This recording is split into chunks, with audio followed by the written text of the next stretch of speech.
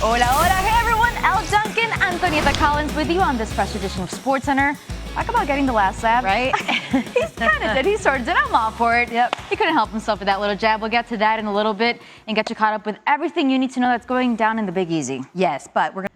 Okay, so I was working this very show on July 4th, 2016, and pre-show we got word from our producer that Kevin Durant was expected to announce his free agency plans, and that the news could obviously come down during our time slot and would subsequently blow up the show if he decided to leave. But based on reports, he was probably going to stay in OKC.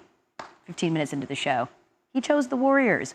We did 5 hours that day instead of 1. And 3 years later, we know the impact that fateful decision had on the league. And as Brian Windhorst speculates, his pending decision could also create a similar domino effect. In 2009, Wilkin Castillo was a 25-year-old catcher for the Reds who tore his labrum after ripping a line drive shot and ended up seeing the course of his career forever altered in its wake. After 10 years and 813 games in leagues Dominican, Mexican, and minors, the now 35-year-old vet called up after a decade, making history for the Marlins. Yes, 654 days between RBIs, right? That is a record according to Elias. So you just got to keep at it, and you're going to end up coming up clutch. Never give up. There you go. There's testament right there. All right, that's going to do it for this here on SportsCenter. Up next is Formula One. Right. We're going to go over to E2, and we're going to give you all the biggest half-hour headlines, like right off the top of the show. Everything. So come on over, hang out with us for a little bit more. Why not, right? You get racing, you can get more of this, too. I'm just saying.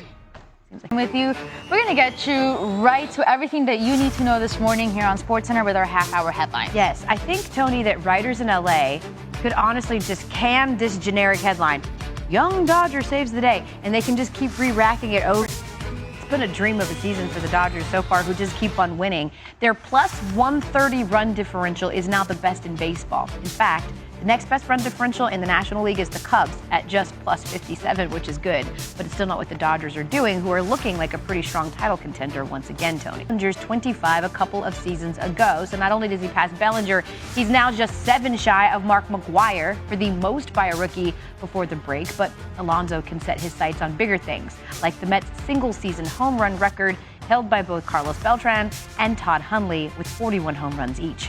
Tony, let's take a walk down memory lane. Do you remember when the internet went all nuts over Anthony Davis and the Looney Tunes, right? Like, just to remind you, he had already made his intentions to leave New Orleans pretty clear, and they were sort of awkwardly still making him play, so he wore a "That's all, folks" shirt into the arena, which sparked a whole debate about 26-year-olds picking out their own clothes. Yeah, so armed with a joke that he has apparently been sitting on for months, Pelicans coach Alvin Gentry asked about his former star yesterday, and he responded with a...